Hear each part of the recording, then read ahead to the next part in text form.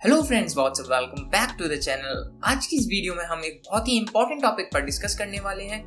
जब हम क्लास 10 से क्लास 11th में आते हैं तो हमारे पास काफ़ी सारे ऑप्शंस होते हैं कि हम कौन सी स्ट्रीम को चूज़ करें। और ये जो भी हम डिसीजन लेते हैं ये यार काफ़ी इंपॉर्टेंट होता है, जो हमारे करियर को सपोर्ट करता है। तो जो भी हम डिसीजन लेते हैं वो हमें किसी के प्रेशर में आके नहीं लेना चाहिए। ये डिसीजन बहुत ही इंपॉर्टेंट होता है। तो हमें ये नहीं कि हमारा अगर फ्रेंड कोई स्ट्रीम ले रहा है तो हमें भी उसी स्ट्रीम में जाना है, ये चीज़ हमें नहीं करनी चाहिए। हमें क्या करना है कि हमें सबसे पहले अपनी स्किल्स, अपने इंटरेस्ट और अपनी एबिलिटी को देखना है कि हम किस में इंटरेस्टेड हैं, हमें किस चीज़ में हमारी स्किल है, क्या हम वो चीज़ कर सकते हैं या नहीं। तो हमें सबसे पहले अपने इंटरेस्ट को देखना है, हमें किसी की बातों में नहीं आना। अगर कोई ये कहता है कि आर्ट खराब है, साइंस बहुत अच्छी है, कॉमर्स एवरेज है, तो यार ये चीज़ बिल्कुल गलत है। साइंस, कॉमर्स और आर्ट्स का कोई कंपैरिजन नहीं है। सारे अलग अलग सब्जेक्ट्स हैं और इनका कोई कंपैरिजन नहीं है। कॉमर्स में हम लोग नंबर्स के साथ खेलते हैं, साइंस एक टेक्निकल सब्जेक्ट है, तो इन चीज़ों का कोई भी कंपैरिजन नहीं है। और जो आपसे ये कहता है कि साइंस अच्छी है, कॉमर्स बेकार है या आर्ट्स बेकार है, तो इसका मतलब है वो या तो साइंस बैकग्राउंड से है और उसे कॉमर्स या आर्ट्स की कोई भी नॉलेज नहीं है। तो ऐसे लोगों की बातों में ना आए। अगर आप किसी से करियर काउंसलिंग भी करते हैं तो ऐसे इंसान से करें जिसको तीनों स्ट्रीम के बारे में पता हो। ऐसा नहीं कि वो साइंस बैकग्राउंड से हो तो फिर वो उसी के बारे में आपको बताएंगे कि साइंस ये है, साइंस वो है, और कॉमर्स और आर्ट्स को वो बेकार बताएंगे। तो ऐसा नहीं करें। आप जिससे भी काउंसलिंग करते हैं आप ऐसे इंसान से लें जिसको तीनों सब्जेक्ट्स के बारे में आइडिया हो। लेकिन आज मैं आपको तीनों सब्जेक्ट के बारे में बताने वाला हूँ। सबसे पहले हम क्या करते हैं, जो हमारी फर्स्ट मिस्टेक है, हम अपने आप को जज कर लेते हैं। वो कैसे कि जब हमारे 90% मार्क्स आते हैं या 95% मार्क्स आते हैं तो हम बहुत ही एक्साइटेड हो जाते हैं और अब हम डिसाइड करते हैं कि हमें साइंस लेना है। लेकिन हो सकता है हमारा इंटरेस्ट कॉमर्स में हो, लेकिन क्योंकि हमारे मार्क्स अच्छे आए हैं तो हमें साइंस लेना है, क्योंकि सोसाइटी में ये है कि यार 90-95% मार्क्स वाला साइंस ही लेता है। ऐसी चीज़ हमें नहीं करनी है। अगर हमारा इंटरेस्ट कॉमर्स में है तो हम कॉमर्स लेंगे।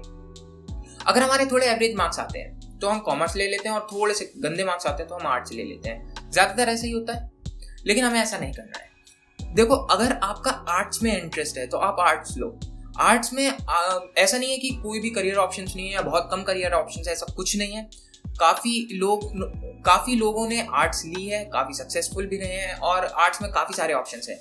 अगर आप आर्ट्स लेते हो तो आप लॉयर बन सकते हो, आप होटल मैनेजमेंट कर सकते हो, आप हॉस्पिटैलिटी इंडस्ट्री में जा सकते हो, आप साइकोलॉजी ले सकते हो, साइकोलॉजिस्ट बन सकते हो। और इन सब चीज़ों में भी यार क्या है कि इनमें भी डाइवर्सिफिकेशन है, इनमें भी अलग अलग सेक्टर्स हैं। होटल मैनेजमेंट में भी काफ़ी सारे सेक्टर्स हैं, साइकोलॉजी में भी काफ़ी सारी साइकोलॉजी होती है। जैसे आप क्रिमिनल साइकोलॉजिस्ट बन सकते हो, आप चाइल्ड साइकोलॉजिस्ट बन सकते हो, तो काफ़ी सारे सेक्टर्स होते हैं। लॉयर में भी काफ़ी सारे सेक्टर्स आते हैं कि आप क्रिमिनल लॉयर बन सकते हो, बिजनेस लॉयर बन सकते हो। तो इस तरह से काफ़ी सारे ऑप्शंस होते हैं। तो इन चीज़ों के बारे में अगर आप खुद एक्सप्लोर करोगे, खुद इंटरनेट पर सर्च करोगे, तो वो ज़्यादा बेटर रहेगा। तो आर्ट्स में भी ऐसा नहीं है कि कोई भी मतलब बेकार है या करियर ऑप्शंस है नहीं, करियर बर्बाद हो जाएगा, बिल्कुल ऐसा कुछ नहीं है। और अगर आपको इंटरेस्ट है बिजनेसेस में, आपको फिनेंशियल सेक्टर में इंटरेस्ट है, आपको कॉर्पोरेट सेक्टर में इंटरेस्ट है, आपको मैनेजमेंट स्टडीज में इंटरेस्ट है, तो आप कॉमर्स लो। कॉमर्स में क्या है कि आपको बिजनेस के बारे में पढ़ाते हैं। अकाउंट्स में आप फिनेंशियल सेक्टर के बारे में पढ़ोगे, कैसे हम अकाउंट्स हैंडल करते हैं, और पूरा आप मैनेजमेंट के बारे में भी सीखोगे। कॉमर्स स्ट्रीम लेते हो अगर आप तो उसमें क्या है कि आपको काफ़ी सपोर्ट करता है। आप आगे MBA करते हो, BBA करते हो, तो उसमें भी आपको काफ़ी सपोर्ट मिलता है। BCom करते हो तो इसलिए आप कॉमर्स स्ट्रीम में जा सकते हो, आपका इंटरेस्ट है तो। अब कॉमर्स स्ट्रीम में जाके आपका करियर ऑप्शंस क्या होगा? आप CA बन सकते हो, आप फिनेंशियल सेक्टर में जा सकते हो, आप बैंक में जॉब कर सकते हो अच्छी खासी, और आप बिजनेस कर सकते हो, आप पूरा बिजनेस सेटअप कर सकते हो। तो काफ़ी सारे ऑप्शंस हैं। आप CS भी कर सकते हो, आप कंपनी सेक्रेटरी बन सकते हो। तो आप कॉमर्स स्ट्रीम चूज कर सकते हो उस केस में। अगर अब बात करते हैं थोड़ा साइंस के बारे में। अगर आप इंटरेस्टेड हो साइंस में, तो साइंस में भी आपके पास दो ऑप्शन होते हैं, या तो आप PCM लोगे या आप PCB लोगे। अगर आपको इंजीनियरिंग सेक्टर में जाना है, आगे जाके JEE का प्रिपरेशन करनी है, तो आप PCM लेते हो। अगर आपको AIPMT का एग्जाम देना है या आगे जाके नीट का एग्जाम देना है, आपको डॉक्टर स्ट्रीम में जाना है, तो आप फिर PCB लेते हो। अब डॉक्टर्स के भी यार यहाँ पे काफ़ी सारे रोल होते हैं। ये नहीं कि डॉक्टर मतलब डॉक्टर नहीं। डॉक्टर में आप जनरल फिजिशियन बन सकते हो, साइकोलॉजिस्ट बन सकते हो, साइकाइट्रिस्ट बन सकते हो, ऑर्थोपेडिक बन सकते हो। तो डॉक्टर की स्ट्रीम में भी काफ़ी सारे सेक्टर्स होते हैं। तो ये चीज़ें हैं। तो आप हर एक सब्जेक्ट में जिसमें भी आपका इंटरेस्ट है उसकी आगे की करियर का देखो क्या क्या ऑप्शंस हैं और उसमें भी क्या क्या डाइवर्सिफिकेशन है। तो जब आप ये चीज को देखोगे तो आपका जो कंफ्यूजन है वो क्लियर होगा। अब हमें क्या होता है कि हमें यहाँ पर एक चीज का और थोड़ा कंफ्यूजन होता है कि हम ऑप्शनल सब्जेक्ट में क्या लें। तो ऑप्शनल सब्जेक्ट में क्या है, अगर आप साइंस बैकग्राउंड से हो, अगर आप साइंस ले रहे हो, तो मैं आपको सजेस्ट करूंगा कि आप कंप्यूटर साइंस लो। ऐसा नहीं है कि मैं कंप्यूटर की वीडियोस बनाता हूँ, कंप्यूटर साइंस पर वीडियोस बनाता हूँ इसलिए, नो।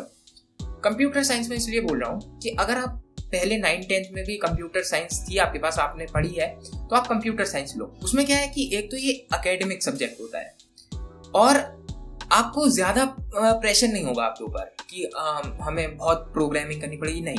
अगर आप ICSE से ISC में आ रहे हो तो उसमें क्या है कि आप कंप्यूटर साइंस ले रहे हो, तो जो आपने 9th-10th में पढ़ा होगा ऑलमोस्ट आप 11th-12th में पढ़ोगे, तो कुछ हार्ड नहीं लगेगा और थोड़ा सा सिलेबस में डिफरेंस होगा, थोड़ा आप एडवांस जाओगे, लेकिन इतना आपको मुश्किल नहीं लगेगा अगर आपने 9th-10th अच्छे से पढ़ी है तो। फिजिकल एजुकेशन अगर आप लेते हो तो उस केस में क्या है, वो as a non academic subject treat होता है।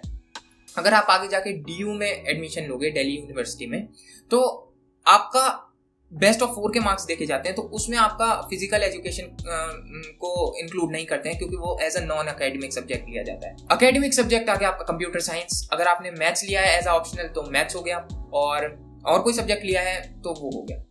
तो ये होता है। तो अगर आपके किसी सब्जेक्ट में मार्क्स कम हुए तो वो फिर आपका ट्रीट नहीं होगा अगर आपने फिजिकल एजुकेशन लिया है तो। लेकिन अगर आपके पास कंप्यूटर साइंस था तो कंप्यूटर साइंस के मार्क्स इंक्लूड हो जाएंगे, उसको आप एक्सक्लूड कर सकते हो। तो इस हिसाब से आपकी परसेंटेज भी थोड़ी ज्यादा हो जाती है टॉप 4 में। अब एक चीज और, अगर आपने साइंस स्ट्रीम को चूज किया था और अब आपका आगे जाके इंटरेस्ट चेंज हुआ और अब आपको कॉमर्स में जाना है, आपको कॉमर्स से ग्रेजुएशन करनी है, तो अगर आप DU में जा रहे हो तो होगा क्या, आप साइंस बैकग्राउंड से थे, अब आपको BCom ऑनर्स करना है, तो वो क्या करेंगे, आपके टॉप 4 के मार्क्स तो लेंगे, लेकिन उसमें से जो भी आपकी परसेंटेज आएगी उसमें 2.5% डिडक्ट कर लेंगे, क्योंकि आपने ये सब्जेक्ट चेंज किया है। आपके पास पहले कॉमर्स नहीं थी, या इकोनॉमिक्स अगर आप कर रहे हो तो इकोनॉमिक्स ऑनर्स में आपके पास इकोनॉमिक्स होनी चाहिए थी पहले 11th-12th में, वो आपके पास नहीं थी, तो ये चीज़ फिर आपके 2.5% डिडक्ट हो जाएगा। तो इसी वजह से आप लोग प्लीज़ सोच समझ के डिसीजन लेना ताकि आपको आगे सफ़र ना करना पड़े। एक चीज़ और, अब क्लास 10 से जब बच्चे क्लास 11th में आते हैं तो कुछ लोग क्या करते हैं, ISC से, मतलब ICSE में होते हैं तो CBSE में स्विच करना चाहते हैं, और CBSE वाले कुछ एक्सेप्शनल केस होता है जो ICSE में जाते हैं। मेरे हिसाब से आप स्विच ना करें बोर्ड। क्योंकि उसमें क्या होता है कि अगर आपके सपोज करो 80% मार्क्स आए हैं और आप साइंस लेना चाहते हो, तो अगर आप सेम स्कूल में हो तो आपको साइंस मिल जाएगी आराम से, लेकिन अगर आप अपना स्कूल चेंज करोगे तो आपको हो सकता है साइंस ना मिले क्योंकि आपके मार्क्स थोड़े कम है। थोड़ा मार्क्स का क्राइटेरिया आ जाता है स्विच अगर हम करते हैं स्कूल में तो, या बोर्ड्स में। एक तो आपको यहाँ पर बेनिफिट मिल गया कि आपके स्कूल वाले, आपके सारे टीचर्स आपको जानते हैं, तो आपको आराम से जो भी आप सब्जेक्ट चाहते हो वो मिल जाएगा। लेकिन जब आप ICSE से ISC में आते हो, यानी क्लास 10 से क्लास 11th में आते हो, तो वो ISC बोर्ड कहलाता है। तो जब आप ISC से अगर आप CBSE में स्विच करोगे, यानी आप क्लास 11th CBSE से करोगे, तो यार कोई ऐसा बेनिफिट नहीं है। ISC और CBSE का सिलेबस ऑलमोस्ट सेम है, स्टेट बोर्ड का भी ऑलमोस्ट सेम है, लेकिन ISC CBSE का ऑलमोस्ट सेम है। यहाँ पे डिफरेंस क्या आ जाता है, सिर्फ इंग्लिश का। इंग्लिश ISC की थोड़ी सी स्ट्रांग है, थोड़ी सी हार्ड है, तो वो क्योंकि आप पढ़ते हुए आए हो तो आपको हार्ड नहीं लगेगी, एक चीज। दूसरी चीज यहाँ पर क्या होगा कि आप ISC में हो, आपको NCERT के भी क्वेश्चंस कराए जाएंगे जो CBSE में पढ़ाते हैं, तो ऐसा नहीं है कि आपका कुछ मिस हो जाएगा। ISC में भी जो क्वेश्चंस है वो तो आएंगे, NCERT के भी पढ़ाए जाएंगे आप लोगों को, उसकी टेंशन लेने की आपको कोई जरूरत नहीं है। तो आई होप आपको ये चीजें समझ में आई होंगी, ये चीज मैं आपको बताना चाह रहा था। आप प्लीज अपनी स्किल्स पर और अपने इंटरेस्ट पर प्लीज फोकस करो। 1 दिन 2 दिन 10 दिन आप लगाओ आराम से और सोचो कि आपके लिए क्या अच्छा है, आपको किस में इंटरेस्ट है, आपको क्या लेना चाहिए, और फिर जो भी आपका डिसीजन हो फिर आप सोच समझ के उस डिसीजन को लो ताकि आपको आगे जाके कोई भी प्रॉब्लम ना आए। So with that said, that's all in this video. अगर आपको वीडियो अच्छा लगा है तो प्लीज वीडियो को लाइक कीजिए, चैनल सब्सक्राइब नहीं किया है चैनल को सब्सक्राइब कर लीजिए, और please share this video with your friends. So that's all in this video and I will catch you in the next video. Bye bye.